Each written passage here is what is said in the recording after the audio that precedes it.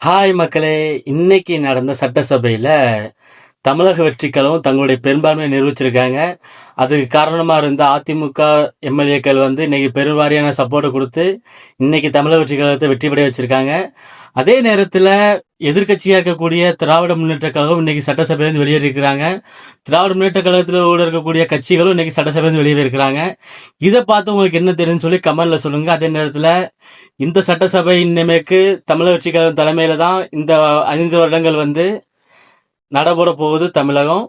எந்த மாதிரியான மாற்றங்கள் எதிர்பார்க்குறீங்க அப்படின்னு சொல்லிட்டு கமெண்ட்ல சொல்லுங்க. அதே நேரத்துல இன்னும் முக்கியமான விஷயம் என்ன அப்படின்னா, ஜோதிடர் தலைமை பொறுப்புல அரசு பொறுப்புல இன்னைக்கு அறிவிச்சாங்கன்னு சொல்லி ஒரு பெரிய கான்ட்ரவர்சி ஆச்சு. அதையும் இன்னைக்கு தமிழக வெற்றிக் கழகம் அவரையும் அரசு பொறுப்புல நீக்கியிருக்காங்க. இந்த மாதிரியான பல தகவல்கள், பல திருப்பங்கள் தொடர்ந்து இணைஞ்சிருங்க நம்ம சேனல்ல. பாய் பாய்.